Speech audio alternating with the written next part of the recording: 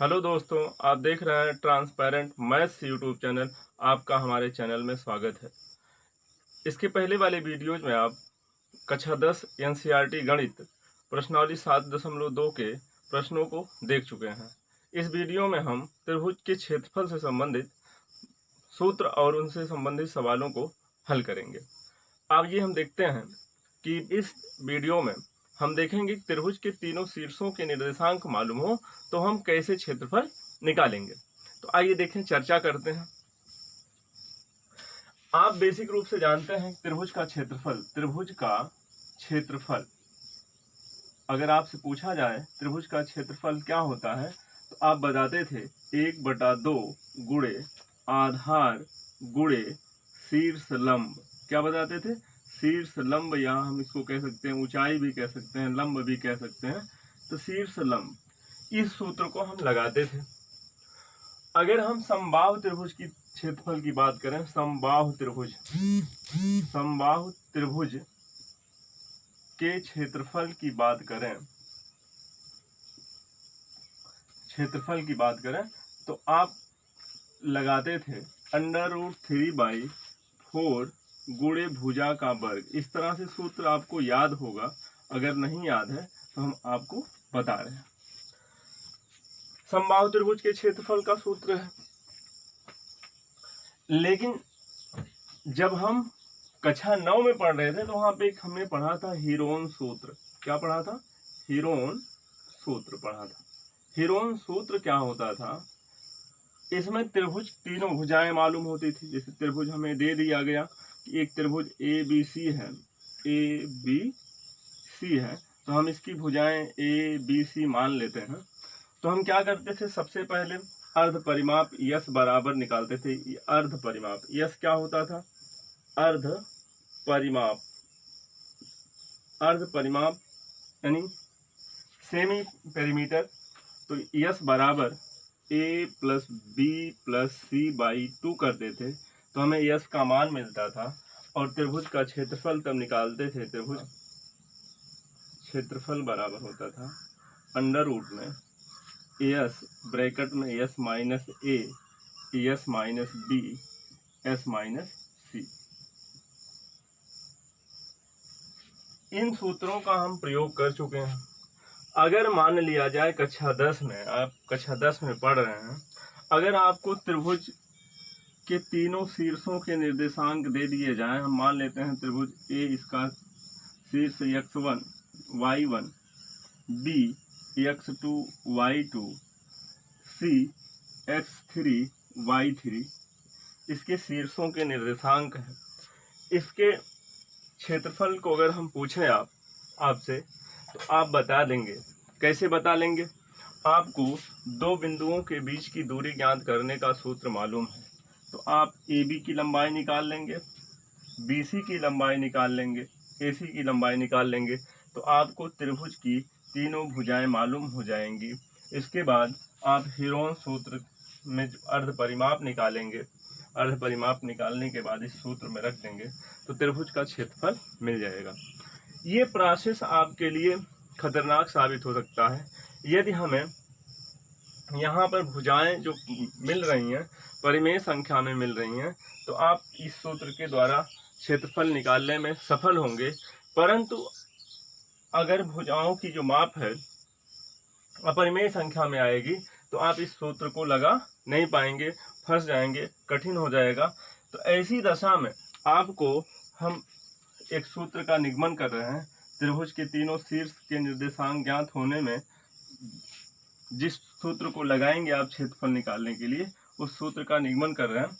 उसके पहले आप त्रिभुज के क्षेत्रफल इसको याद रखें। समबाहु त्रिभुज के क्षेत्रफल के इस सूत्र को याद रखें। और हीरोन सूत्र को आपको हमने बताया ही है कि S बराबर A+B+C/2 और त्रिभुज का क्षेत्रफल बराबर अंडर रूट में S S - A S - B S - C। तो इन तीनों सूत्रों को आप नोट कर लें, जरूरत पड़ेगी इनकी। इसके बाद हम देखते हैं त्रिभुज के तीनों शीर्ष जब ज्ञात होंगे तब हम किस सूत्र का प्रयोग करेंगे।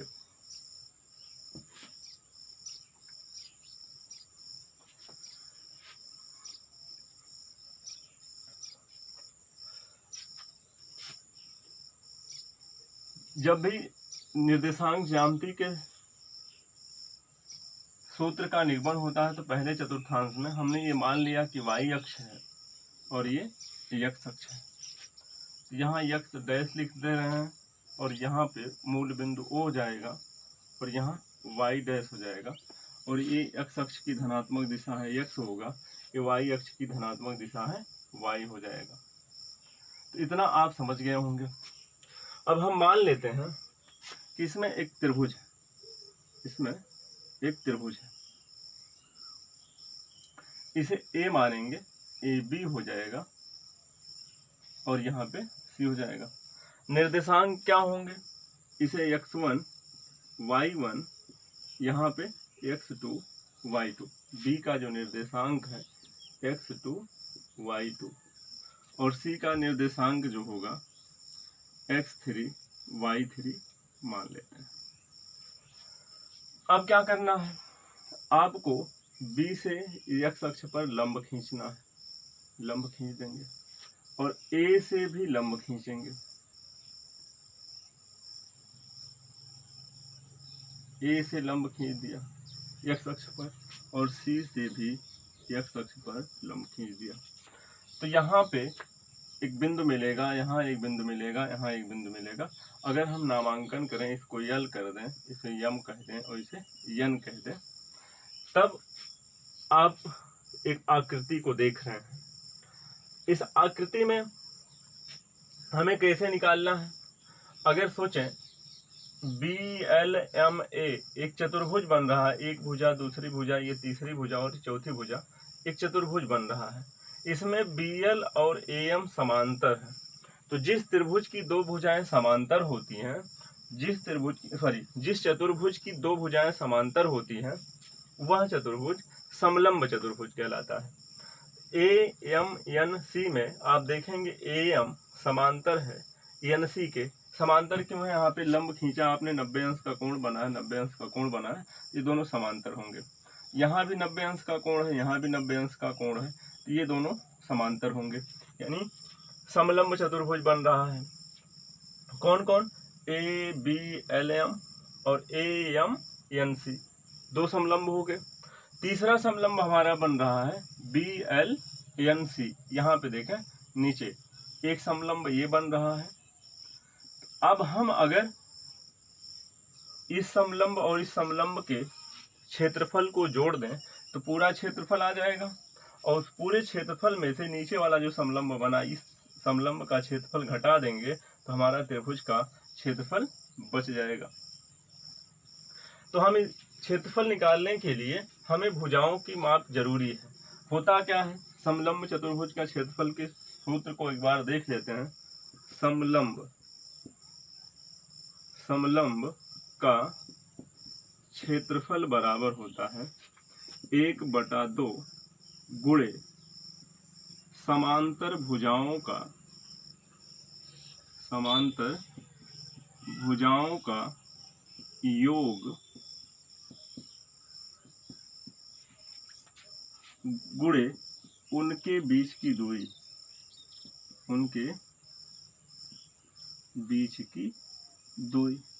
तो हमें समांतर भुजाओं का योग और उनके बीच की दूरी समलंब के क्षेत्रफल में चाहिए। तो हम देखें, सबसे पहले भुजाओं को निकाल लेते हैं। अगर हम बात करेंगे BL की, तो BL की माप कितनी आएगी, तो आप बताएंगे यहाँ से y2। BL की माप कितनी है, y2 है। अगर हम बात करेंगे AM की, तो AM की माप कितनी होगी, तो आप बताएंगे y1 होगी। अगर CN की बात करेंगे तो आप बताएंगे y3 होगी, क्योंकि y अक्ष पर चली गई दूरी कितनी है, y2 है। यहाँ पे y अक्ष पर चली गई दूरी y1 है, यहाँ पर चली गई y अक्ष पर चली गई दूरी y3 है। उसी तरह से आपको एक बार जरूरत पड़ेगी LM की, कितने की, LM की, क्योंकि समस्त दूरियां कहाँ से मापी जाती हैं, मूल बिंदु से। तो यहाँ से लेकर यहाँ तक, देखें यहाँ से लेकर यहाँ तक x2 होगा और यहीं से लेकर यहाँ तक, देखें यहाँ पे x1 लिखा है, तो ये दूरी x1, OM क्या होगा, x1 हो जाएगा। अगर हम बात करें इसकी यहाँ से, तो यहाँ पे x3 है तो पूरा x3 हो जाएगा। तो हम किसको निकालना चाहते हैं? अगर हमें समलंब A B L M A लेंगे, यानी ए बी एल एम लेंगे, ए बी एल एम लेंगे, तो इसमें एल एम पड़ेगा। तो अगर हम एल एम की माप पूछेंगे, आपसे यहाँ पे लिख दे रहे हैं, एल एम की माप अगर हम पूछेंगे तो एल एम इतना चाहिए। इतना क्या है? x1 देख रहे होंगे आप, x1 में से x2 घटा देंगे तो इतना बच जाएगा, इतने में से इतना घटा देंगे, इतने में से इतना घटा देंगे तो आपको इतना मिल जाएगा एल एम। तो एल एम के स्थान पे हम लिखेंगे x1 माइनस x2। फिर इसी तरह से अगर हम बात करेंगे किसकी, एम एन की बात करेंगे, तो पूरा क्या है? x3 है और इतना क्या है? x2, यानी इतने की जरूरत है, एम एन की जरूरत है, तो इतने में से इतना घटा देंगे तो हमारा इतना आ जाएगा। तो अगर हम एम एन की बात करें तो एम एन बराबर आप लिखेंगे x3 माइनस x2। इतना आप समझ पा रहे होंगे। अब देखें, जब हम समलंब बी एल एन सी लेंगे तो इसमें हमें एल एन की जरूरत पड़ेगी, इतने की जरूरत पड़ेगी। तो इतने में से अगर इतना घटा लें, इतने में से इतना घटा लें तो हमारा एल एन आ जाएगा। तो पूरा x3 है, x3 में से x1 घटा देंगे तो हमारा एल एन बच जाएगा। तो एल एन बराबर आ जाएगा x3 माइनस x2। इतना तो x2 है। बी एल की माप क्या होगी? आप सीधा सीधा देख के बता देंगे, y2। किसकी माप? बी एल की, y2 है। अगर हम एम ए की बात करेंगे या ए एम की बात करेंगे तो आप बताएंगे y1। अगर सी एन की बात करेंगे तो आप बताएंगे y3 बताएंगे। अगर आप ये मान ज्ञात कर ले जाते हैं तो त्रिभुज के तीनों शीर्ष ज्ञात होने पर क्षेत्रफल को निकालने वाला सूत्र आसानी से पा सकते हैं। तो देखा, इतना कर लिया हमने। अब करेंगे क्या? हमें निकालना है त्रिभुज ए बी सी का क्षेत्रफल। क्या निकालना है? त्रिभुज ए बी सी का क्षेत्रफल। तो हम समलंब कौन कौन? समलंब ए बी एल एम का क्षेत्रफल, समलंब ए बी एल एम का क्षेत्रफल प्लस समलंब ए एम एन सी का क्षेत्रफल, समलंब ए एम एन सी का क्षेत्रफल। इतना समझ गया होंगे। अब हमने इस समलंब और इस समलंब का क्षेत्रफल जोड़ा तो पूरी आकृति का क्षेत्रफल आ गया, लेकिन हमें निकालना है त्रिभुज एबीसी का क्षेत्रफल। अब पूरे क्षेत्रफल में से अगर ये नीचे जो समलंब बना है, देखिए समलंब ये नीचे बना है बी एल एन सी, घटा दें माइनस समलंब बी एल एन सी का क्षेत्रफल, तो हमारा त्रिभुज का क्षेत्रफल बच जाएगा। तो देखें, समलंब के क्षेत्रफल का सूत्र आपने पढ़ा है, देखा अभी इसके पहले, तो हम जान जाएंगे यहाँ पे क्षेत्रफल को हम ए से व्यक्त कर ले रहे हैं। त्रिभुज एबीसी के क्षेत्रफल को किससे व्यक्त कर रहे हैं? ए से। तो हो जाएगा यहाँ पे 1/2। ध्यान से देखें, हम सूत्र लिख रहे हैं, समांतर भुजाओं का योग 1/2 गुणे समांतर भुजाओं का योग। इसमें कौन कौन समांतर हैं? बी एल और ए एम समांतर हैं, तो B L plus A M गुणे, अगर इनके बीच की जो दूरी है तो हम क्या लिखेंगे? एल एम प्लस समलंब ए एम एन सी का क्षेत्रफल। इसमें देखेंगे, इसमें भी लिखेंगे आप 1/2 गुणे समांतर भुजाओं का योग, यानी ए एम सी एन का योग, A M plus C N गुण इनके बीच की अगर दूरी पूछेंगे तो आप mn बताएंगे। माइनस लगा है, समलंब BLNC, BLNC, तो अगर हम इस समलंब में देखें समांतर भुजाएं कौन कौन है, BLNC, तो 1/2 ब्रैकेट में BL प्लस NC या CN जो भी कहना चाहें कह सकते हैं, गुणे इनके बीच की दूरी, इनके बीच की दूरी LN है, इतना कर लिया। अब क्या करना है, मान तो आपने निकाल रखा है पहले से, इसी में रख देना है बस। A बराबर 1/2 BL का मान अगर हम पूछें आपसे, BL का मान आप Y2 बताएंगे, प्लस AM का मान पूछेंगे तो Y1 बताएंगे, गुणे LM कितना है, x1 minus x2, plus 1/2 AM का मान कितना है, AM का मान है Y1 और CN का मान है Y3 प्लस Y3, गुण MN का मान कितना है, MN का मान है x3 minus x2 minus 1/2 BL का मान कितना है, Y2 प्लस CN या NC का मान कितना है, यहाँ पे देखें NC लिखा हुआ है, NC का मान या CN का मान Y3 है,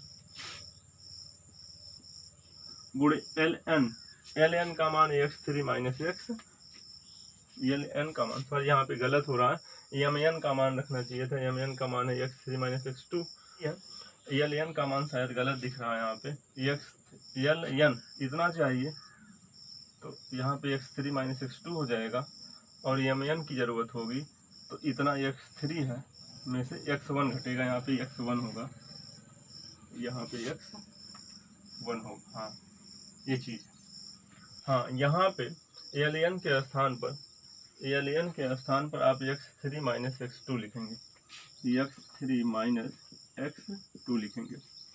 अब क्या करना है,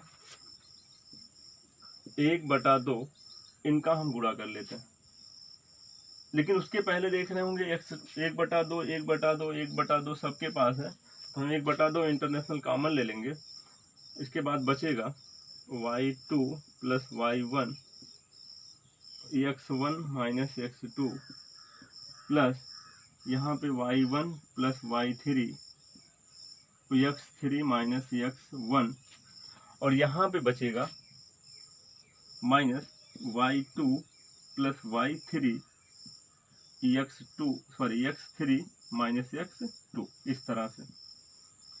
अब हम इनका गुणा कर लेते हैं, तो A बराबर हो जाएगा 1/2, गुणा करें, x1 से पहले इसमें करेंगे तो हो जाएगा x1 Y2, x1 से फिर इसमें गुणा होगा तो हो जाएगा x1 Y1, x2 से गुणा करेंगे तो माइनस x2 Y2, फिर इससे करेंगे प्लस माइनस का गुणा माइनस, तो x2 Y1 प्लस इसका गुणा करें x3 Y1, फिर x3 Y3, x1 से माइनस x1 से करेंगे minus x1 Y1 minus x1 Y3, यहाँ पे माइनस लगा है इसलिए आप सतर्क होंगे, ब्रैकेट जरूर लगाएंगे, इनके आगे प्लस था इसलिए ब्रैकेट नहीं लगाया, इनके आगे प्लस था ब्रैकेट नहीं लगाया, यहाँ पे माइनस है इसलिए ब्रैकेट लगा ले रहे हैं, तो हो जाएगा हमारा x3 Y2 plus x3 Y3, फिर माइनस x2 से गुणा करेंगे तो minus x2 Y2 minus x2 Y3, ये रहा गुणा। फिर देखेंगे कि स्टेप 1/2 ब्रैकेट में x1 Y2 plus x1 Y1 minus x2 Y2 minus x2 Y1 plus x3 Y1 plus x3 Y3 minus x1 minus x1 minus है, चिन्ह बदल देगा सबका, आगे माइनस सबका चिन्ह बदल जाएगा, यहाँ पे प्लस है माइनस हो जाएगा x3 प्लस माइनस हो जाएगा x3 यहाँ पे x3 है माइनस है प्लस हो जाएगा x2 माइनस है प्लस हो जाएगा x2 अब आप देखेंगे इसमें कुछ पद आपस में कट रहे होंगे। x1 यहाँ पे प्लस में है और देखिए x1 कहाँ पे है, x1 यहाँ पे माइनस में है, ये माइनस में ये प्लस में कट जाएंगे। x2 यहाँ पे माइनस में है, आगे देखेंगे x2 प्लस में कट जाएंगे। अब देखें x3 यहाँ पे प्लस में है और x3 यहाँ पे माइनस में, ये कैंसिल हो जाएंगे। इसके बाद a बराबर बचेगा 1/2 x1 अब देखें हम किसको किसको साथ रखेंगे, x1 को रखे साथ। अब x1 किसके पास और है, x1 किसके पास, इसके पास यहाँ पे देखें तो माइनस x1 अब की बात प्लस x2 को रखेंगे जिसमें x2 होगा, ये माइनस में इसको बाद में रखेंगे, प्लस x2 यहाँ पे है प्लस x2 माइनस x2 यानी प्लस वाला पहले लिखेंगे माइनस वाला बाद में। अब देखें x1 हो गया, x2 हो गया, अब x3 होगा, यहाँ पे है और यहाँ पे है तो x3 और यहाँ पे माइनस में है x3 अब क्या है, इन दोनों में से x1 कॉमन लेंगे, इसमें से x2 कॉमन लेंगे, इसमें से x3 कॉमन लेंगे। अगर आप याद कर सकते हैं तो आपको इतना ही याद रखिए, यही आपके त्रिभुज के क्षेत्रफल का सूत्र है।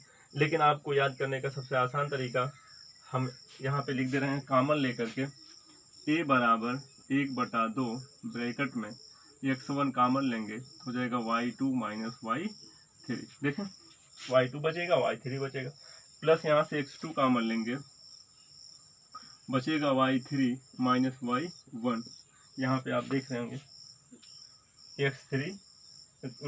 x2 कॉमन हो जाएगा तो बचेगा y3 माइनस y1, यहाँ से x3 कॉमन हो जाएगा प्लस x3 बचेगा y1 माइनस y2, यहाँ पे देखा y1 माइनस y2। तो ये त्रिभुज के क्षेत्रफल का सूत्र आपको प्राप्त हुआ।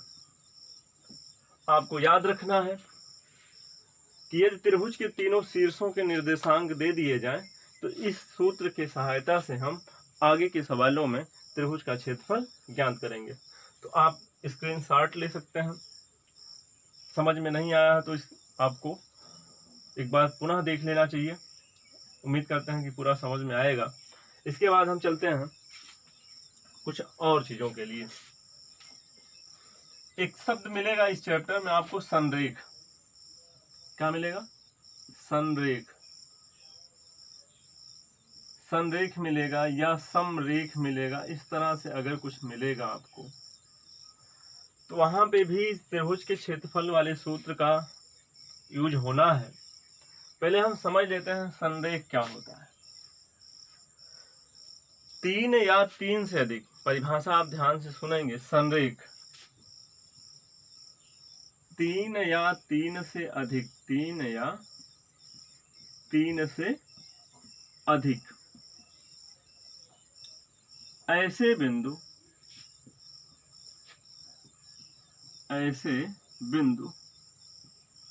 जो एक ही रेखा पर, जो एक ही रेखा पर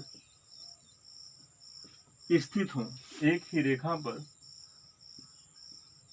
स्थित हो, संरेख बिंदु कहलाते हैं। संरेख यानी उन बिंदुओं को कहा जाएगा कि ये बिंदु संरेख है, स्थित हो तो बिंदु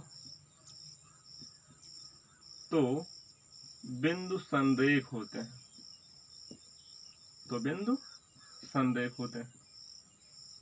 ये परिभाषा रही संरेख की। अगर हम मान लेते हैं कोई त्रिभुज है, आपको पता होगा कि त्रिभुज में कितने बिंदु होते हैं, 3 बिंदु होते हैं। एक बिंदु इसे ए मानते हैं, इसे बिंदु बी मानते हैं, इसे बिंदु सी मानते हैं। अगर हम मान लें ये बिंदु सी धीरे धीरे ए बी की तरफ आ रहा है, तो आपको एक चीज दिख रहा होगा कि क्षेत्रफल घट गया। यानी पहले जो त्रिभुज था ए बी सी, जो पहले त्रिभुज था, अब वह क्षेत्रफल इसका कुछ कम हो गया, जो अंदर जो छोटा वाला त्रिभुज। ऐसे ऐसे अगर सी और करीब में आएगा तो क्षेत्रफल और कम हो जाएगा। अगर ये बिंदु यहाँ पे आ जाएगा, आप देख रहे होंगे पहले जो त्रिभुज था आपका, उसका क्षेत्रफल और सबसे बाद वाले में देखा। और यही क्रम जारी हो, ये बिंदु सी किस पर आ जाए, ए बी पर आ जाए, ए बी पर आ जाए, तो आपको पता चलेगा कि त्रिभुज का क्षेत्रफल क्या हो गया, शून्य हो गया। त्रिभुज का क्षेत्रफल क्या हो गया, शून्य हो गया। जब त्रिभुज समाप्त हो गया तो ये तीनों बिंदु एक ही रेखा में आ गए। तो आप समझ गए होंगे। तो संरेख होने की शर्त क्या होगी, अगर त्रिभुज का क्षेत्रफल शून्य के बराबर हो जाए तो तीनों बिंदु, त्रिभुज के तीनों शीर्ष एक ही रेखा में हो जाएंगे। तो यहाँ पे हम लिख रहे हैं संरेख होने की शर्त, संरेख होने की शर्त। तो संरेख होने की शर्त क्या है, तो आप तुरंत समझ जाएंगे कि 1/2 ब्रैकेट में x1 y2 minus y3 plus x2 bracket में y3 minus y1 plus x3 bracket में y1 माइनस y2 बराबर शून्य के। अगर त्रिभुज का क्षेत्रफल शून्य के बराबर हो जाता है, अगर त्रिभुज का क्षेत्रफल शून्य के बराबर हो जाता है तो त्रिभुज के तीनों शीर्ष कहे जाएंगे कि एक ही रेखा में। तो ध्यान पूर्वक देखें, यहाँ पे 1/2 यानी 2 भाग में है, उधर जाएगा गुणे में हो जाएगा, अर्थात 1/2 गुणे में है, उधर 1/2 भाग में हो जाएगा। तो शून्य में किसी भी संख्या से भाग करेंगे तो वह शून्य हो जाएगा। तो x1 y2 minus y3 plus x2 y3 minus y1 plus x3 bracket में y1 माइनस y2 बराबर आप शून्य करेंगे। तो अब देखें, जब हम संरेख होने की शर्त लिखेंगे तो सीधा सीधा इतना लिखेंगे, ना कि इतना लिखेंगे। तो आप समझ जाएंगे कि ये संरेख होने की शर्त कहाँ से आई, त्रिभुज के क्षेत्रफल से आई। बोर्ड पर बहुत प्यारा सा उदाहरण 11 जो दिख रहा आपको, लिखा है उस त्रिभुज का क्षेत्रफल ज्ञात कीजिए जिसके शीर्ष इतना इतना और इतना है। बड़ा आसान सवाल है।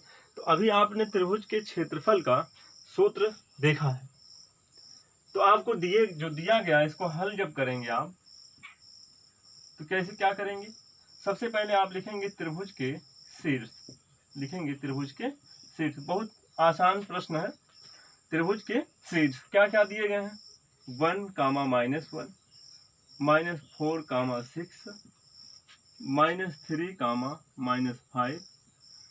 कुछ नहीं करना, बहुत इजी है, बहुत इजी है।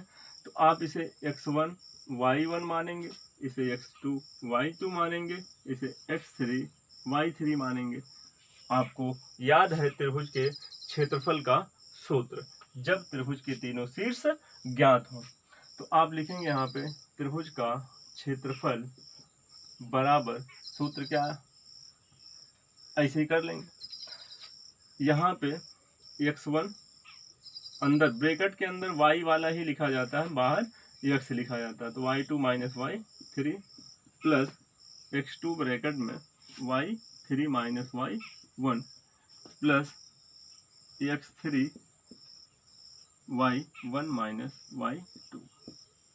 सूत्र को आप 4-6 बार लिखेंगे तो आपको पूरी तरह से याद हो जाएगा, दिक्कत नहीं होगी। मान रख देना है देखकर इसी में से। x1 का मान 1 है, y2 का मान 6 है, माइनस y3 का मान -5, तो +5 हो जाएगा। प्लस x2 का मान देखिए -4 है, तो ये प्लस क्या हो जाएगा, माइनस हो जाएगा 4।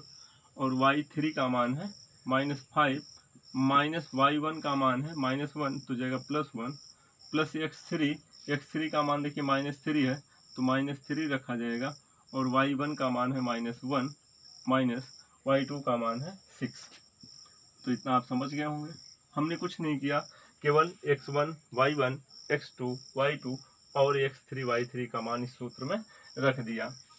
आगे देखेंगे 1/2, 6, 5, 11 से 1 में गुणा करेंगे, 6 5 11 से 1 में गुणा करेंगे तो आएगा 11।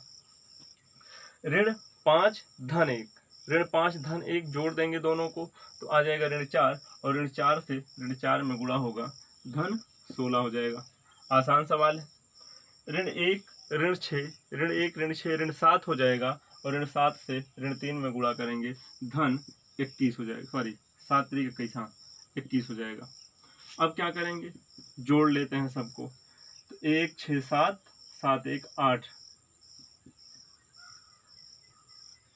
2 1 3 1 4, तो हो जाएगा 48। इसको लिख सकते हैं हम 48/2, आ जाएगा 24। मात्रक लिखना पड़ेगा। क्षेत्रफल अब भुजाएं मीटर में है, सेंटीमीटर में हमें मालूम नहीं है, तो यहाँ पे वर्ग मात्रक लिखेंगे, वर्ग इकाई लिख सकते हैं या यूनिट स्क्वायर लिख सकते हैं। तो एग्जाम्पल नंबर 11 इस तरह से हल हो जाता है। अब हम देखेंगे एग्जाम्पल 12 को। उदाहरण 12 को लिख दिया है। बहुत आसान प्रश्न है, उम्मीद है कि आप बिना बताए इसे हल कर सकते हैं, फिर भी हम बता रहे हैं आपको। देखिए उदाहरण 12 क्या है, बिंदुओं ए इतना दिया है, बी इतना दिया है और सी इतना दिया है। कहने से बनने वाले त्रिभुज का क्षेत्रफल ज्ञात कीजिए। बहुत इजी सवाल है, तो आप लिखेंगे यहाँ पे त्रिभुज के, जब इसको हल करेंगे तो आप यहाँ पे लिखेंगे त्रिभुज के शीर्ष, किसके शीर्ष, त्रिभुज के शीर्ष। ए क्या लिखा है 5, 2, बी क्या लिखा है 4, 7, और सी क्या लिखा है 7, ऋण 4। तो कुछ करना नहीं है, आप इसे x1 y1, इसे x2 y2 और इसे x3 y3 आसानी से मान सकते हैं।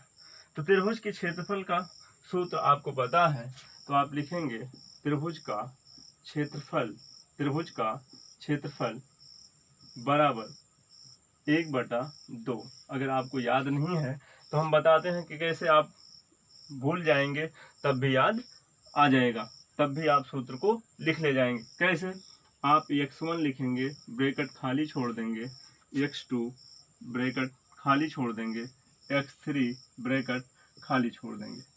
आ गया। आप एक चीज लिखेंगे यहाँ पे 1 2 3। तो अगर मान लें घड़ी में 3 अंक हैं तो घड़ी की सुई चलेगी तो 1 से 2, 2 से 3, 3 से 1 2 3, 1 2 3, 1 2 3, ये चीज चलता रहेगा। तो 1 2 3, अब अंदर क्या होना चाहिए y2 माइनस y3, 2 के बाद 3 1, तो 2 के बाद 3 1, तो y3 माइनस y1, 3 है। अब 3 के बाद क्या होगा 1 2, तो अंदर y1 माइनस y2। ध्यान देना है कि ब्रैकेट के अंदर केवल y लिखना है, x नहीं, x को आपने पहले लिख लिया था।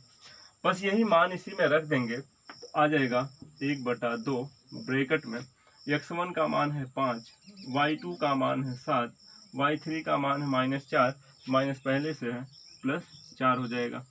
धन x2 के स्थान पर 4, y3 के स्थान पर -4, माइनस y1 के स्थान पर हो जाएगा 2, प्लस x3 के स्थान पर 7, y1 के स्थान पर 2, y2 के स्थान पर 7, इस तरह से हो जाएगा 1/2। 7 और 4 कितना होता है 11, तो 11 से 5 में गुणा करेंगे 55। ऋण 4 ऋण 2 ऋण 6 हो जाएगा, और ऋण 6 से धन 4 में गुणा करेंगे तो हो जाएगा ऋण 24। 2 में से 7 घटाएंगे तो ऋण 5 आएगा, ऋण 5 से 7 में गुणा करेंगे तो ऋण 35 आ जाएगा। तो धनात्मक संख्याओं को एक साथ जोड़ते हैं, ऋणात्मक संख्याओं को एक साथ। तो 55 अकेला है, ऐसे ही रहेगा, दोनों ऋण में जुड़ जाएंगे, तो 5 4 9 और 3 2 5। देखें 1/2। अब 55 में से 59 निकालेंगे तो ऋण 4 क्या आएगा, ऋण 4 आएगा। तो हो जाएगा यहाँ पे ऋण 4/2, इसको लिख सकते हैं। तो फाइनली आपको मिल जाएगा ऋण 2। एक चीज ध्यान देना है, हमने जो त्रिभुज का क्षेत्रफल निकाला तो हमें ऋण 2 प्राप्त हुआ। आपको पता होना चाहिए कि दूरी अदिश राशि है। ध्यान देंगे, आप नोट में लिखेंगे दूरी अदिश राशि है।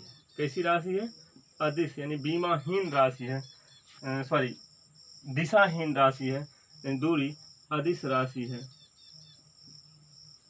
अदिश राशि है। इसलिए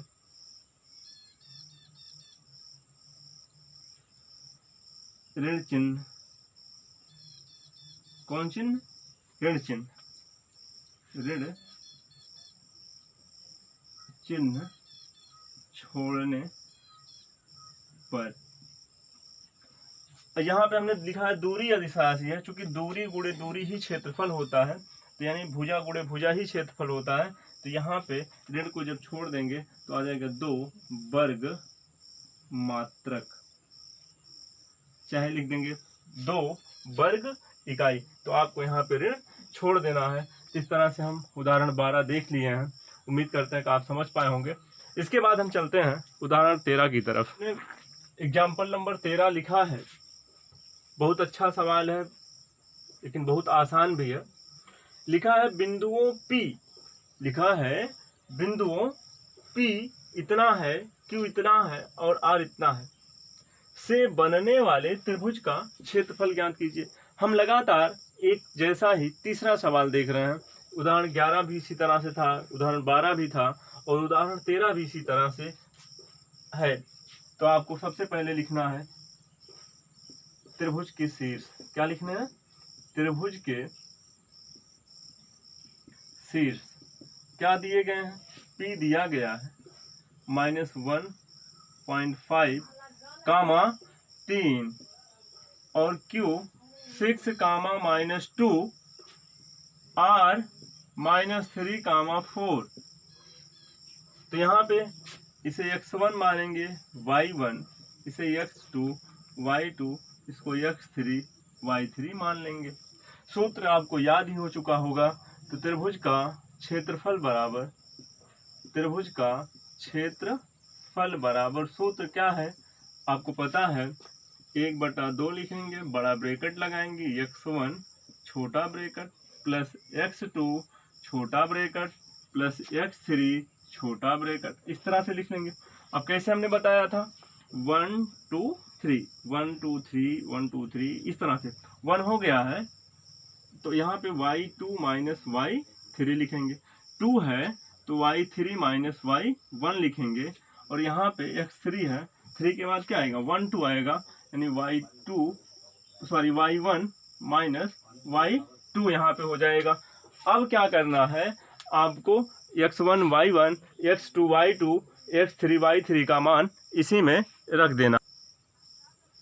तो मान जब रख देंगे तो हो जाएगा आपका हल।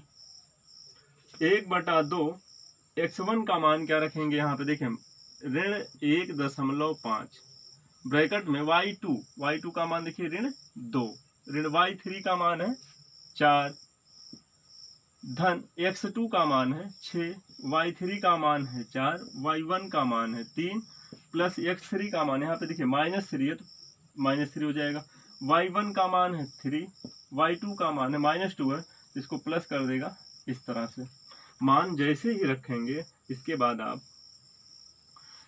ऋण 4 ऋण 2 जोड़ेंगे, ऋण 6 हो जाएगा और ऋण 6 से ऋण 1.5 में गुणा करेंगे तो आ जाएगा 9। कितना आ जाएगा 9। कैसे आ जाएगा देखें, 1.5 से ऋण 6 में गुणा करेंगे तो ऋण ऋण का गुणा धन हो जाएगा और 15 छक्का 90, एक अंक पर दशमलव तो 9 आ जाएगा, तो हो जाएगा 9। कितना हो गया इनका गुणा 9 हो गया।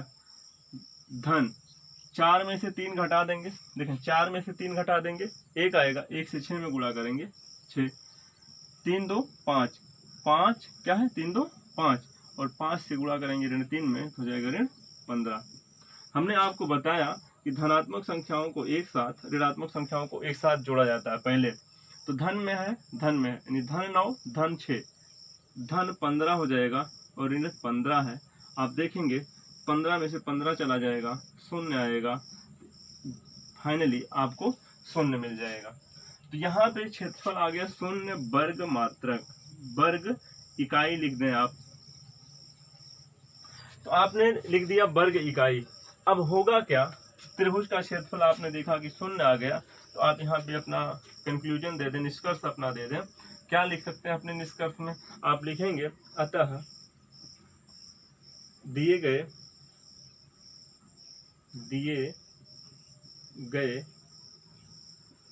त्रिभुज का क्षेत्रफल क्या मिला? शून्य मात्रक, ऐसे भी लिख सकते हैं, शून्य मात्रक वर्ग है। अतः या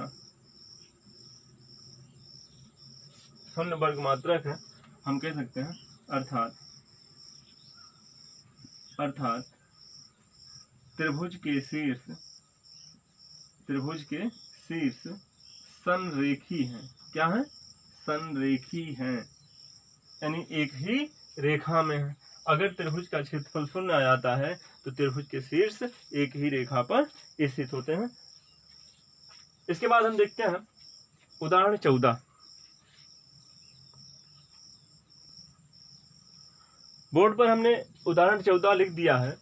इसमें लिखा है के का मान ज्ञात कीजिए। सबसे पहले आपसे पूछ लिया है जो ज्ञात करना उसको। देखिए यहाँ पे लिखा है के का मान ज्ञात कीजिए यदि बिंदु इतना, इतना और इतना संरेखी हैं। संरेखी का मतलब एक ही रेखा में स्थित है। तो बहुत आसान प्रश्न है, आपको समझ में आ गया होगा। यदि त्रिभुज के यहाँ पे 3 बिंदु दिए गए हैं तो 3 या 3 से अधिक बिंदु अगर एक ही रेखा में स्थित होते हैं, संरेख होते हैं, तो उनसे बनने वाली आकृति का क्षेत्रफल क्या होता है? शून्य होता है। आप समझ लेंगे फिर से। तो ये रेखा पर अगर 3 बिंदु स्थित हैं तो तीनों से बनने वाली जो आकृति है एक रेखा ही होगी, तब ये संरेख माने जाएंगे, अर्थात एक ही रेखा पर स्थित होंगे। तो 3 या 3 से अधिक ऐसे बिंदु जो एक ही रेखा पर स्थित हैं, ऐसे बिंदु संरेखी कहलाते हैं, या उनको कह सकते हैं एक ही रेखा में है। तो हमें दूसरे शब्दों में समझना है कि अगर आपको कहा जाए कि बिंदु इतना इतना इतना इतना संरेख है, तो आप तुरंत समझ जाएंगे कि इन बिंदुओं से बनने वाली आकृति जो है उसका क्षेत्रफल शून्य आएगा। तो 3 बिंदु दिए गए हैं, 3 बिंदुओं से कौन सी आकृति बनती है? त्रिभुज बनती है। तो त्रिभुज का क्षेत्रफल क्या होगा? शून्य होगा, तब ये संरेख माने जाएंगे। त्रिभुज का क्षेत्रफल अगर शून्य होगा तो ये संरेख माने जाएंगे। तो आपको यहाँ पे दिया गया है संरेखी है, तो आप ए लिखेंगे 2, 3, बी लिखेंगे 4, के, और सी लिखेंगे 6, -3। तो इसे x1 y1 मानेंगे, इसे x2 y2 मानेंगे, इसे x3 y3 मानेंगे। आपको हमने बताया था कि संरेख होने की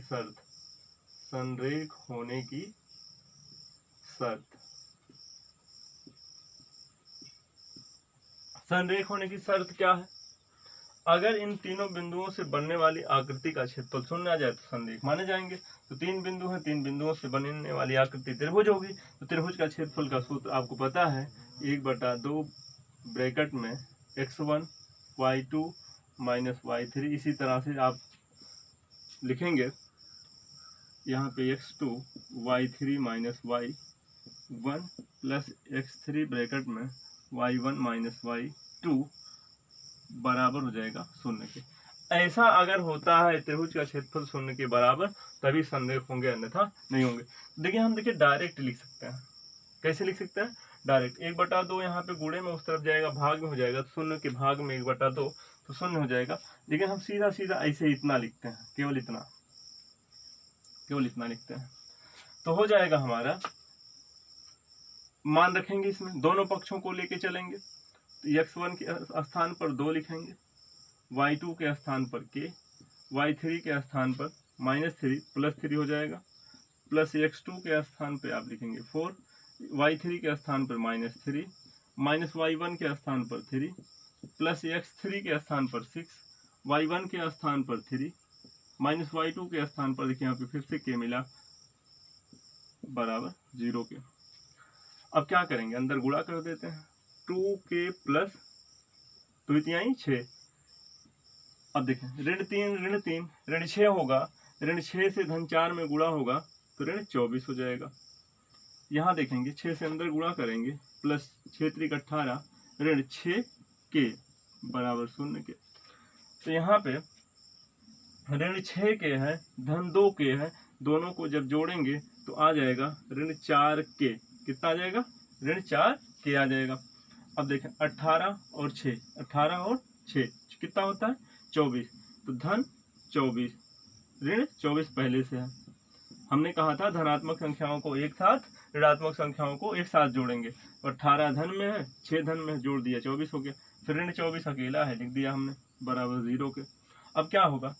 24 में से 24 चला जाएगा, शून्य नहीं, ये दोनों कट जाएंगे, कट गए तो आ गया -4 के इक्वल टू 0 के बराबर क्या आ जाएगा? 0। क्या के बराबर कितना आ जाएगा? 0। तो आपको के का मान कितना मिल गया? 0 मिल गया। उम्मीद करते हैं कि आप उदाहरण समझ पाए होंगे। इसके बाद हम देखते हैं उदाहरण 15। हमने एग्जाम्पल नंबर 15 लिखा है बोर्ड पर। देखें इसमें क्या कह रहा है। यदि ए इतना, बी इतना, सी इतना और डी इतना एक चतुर्भुज ABCD के शीर्ष है तो इस चतुर्भुज का क्षेत्रफल ज्ञात कीजिए। बहुत आसान है। तो सबसे पहले आप एक चतुर्भुज बना लेंगे और देखें क्या होता है। टेढ़ा मेढ़ा चाहे जैसे बना लें। हमने एक चतुर्भुज बना लिया। चतुर्भुज बनाने के उपरांत आप यहाँ पे ए लिखेंगे, ए के निर्देशांक को भी लिखेंगे तो हो जाएगा ऋण 5, 7। बी लिखेंगे -4, -5। सी लिखेंगे -1, -6 और डी लिखेंगे 4, 5। अब इसमें आप ए से सी को मिला दें। अभी तो चतुर्भुज है, चतुर्भुज का क्षेत्रफल ज्ञात करने वाला सूत्र हमें मालूम नहीं है। हम त्रिभुज के क्षेत्रफल को ज्ञात करने का सूत्र जानते हैं। तो कुछ ऐसा करें कि ये त्रिभुजों में कन्वर्ट हो जाए। तो ए से सी को मिला देंगे, ए से सी को मिला देंगे तो हमें 2 त्रिभुज मिल जाते हैं। एक त्रिभुज ये मिल जाता है ACD और दूसरा मिल जाता है ABC। तो इस तरह से हम क्या करेंगे, ए से सी को मिला देंगे, त्रिभुजों में बन जाएगा। तो करना कुछ नहीं है। तो आप लिखेंगे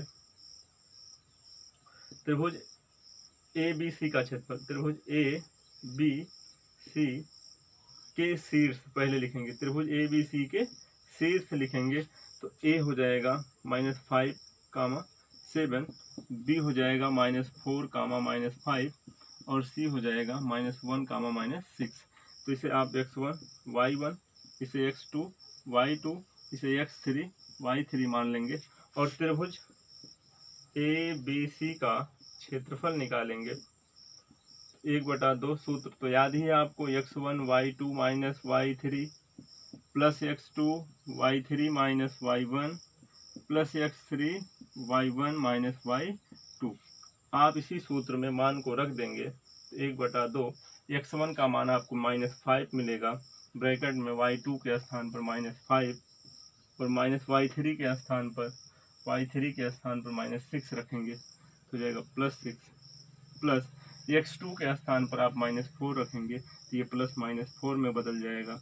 y3 के स्थान पर -6, y1 के स्थान पर आप 7 लिखेंगे प्लस x3 का मान -1 है, ये +1 हो प्लस माइनस में बदल जाएगा। x3 के स्थान पर -1, y1 के स्थान पर क्या रखेंगे, देखें ध्यान से, y1 के स्थान पर हो जाएगा 7 माइनस y2 के स्थान पर -5, ये +5 हो जाएगा।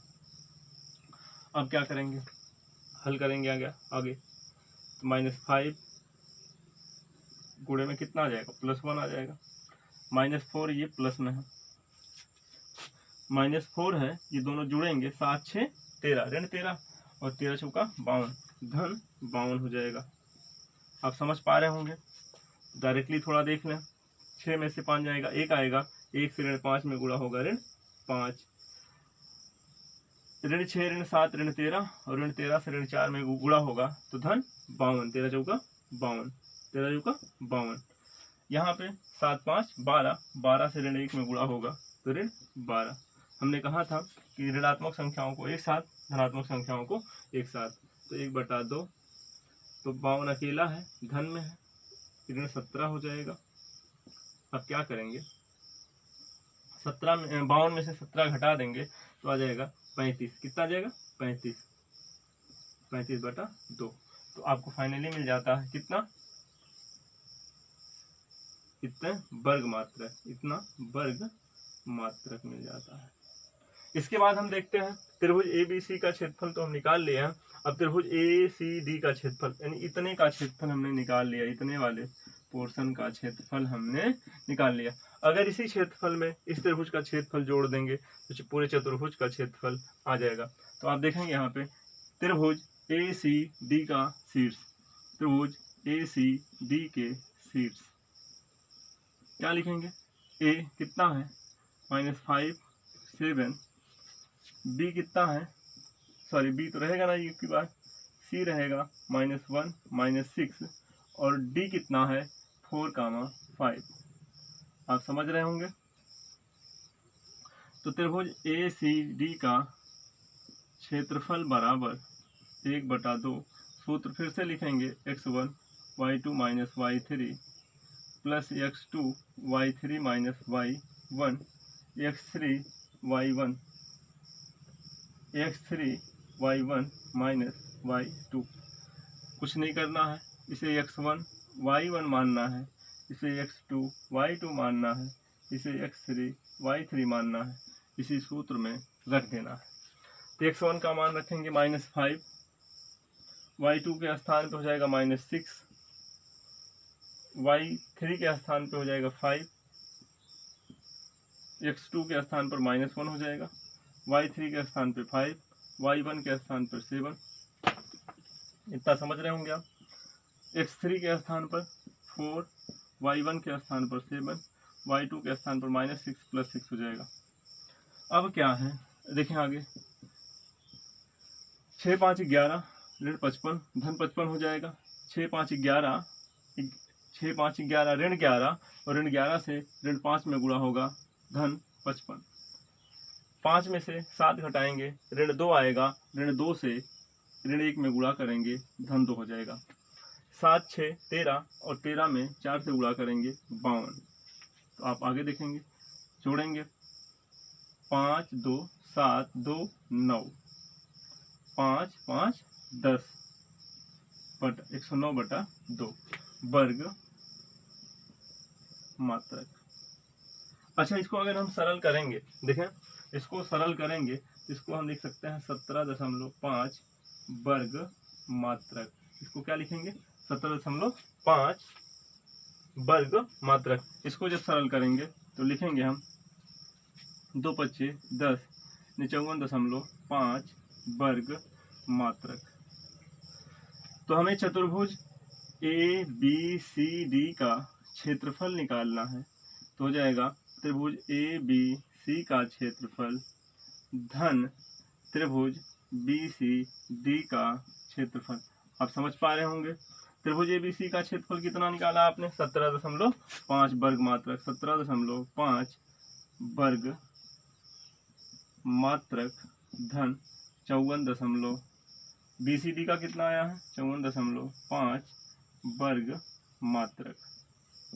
दोनों को जोड़ देंगे, 5 5 10 के शून्य, हासिल 1, 4 5 4 7 11 और हासिल 1 12 और 5 1 6 हासिल 1 7, 72.0 वर्ग मात्रक आपको एग्जाम्पल नंबर 15 का उत्तर प्राप्त हुआ। तो हमने दोनों त्रिभुजों के क्षेत्रफल को जोड़ दिया, पूरे चतुर्भुज का क्षेत्रफल मिल गया।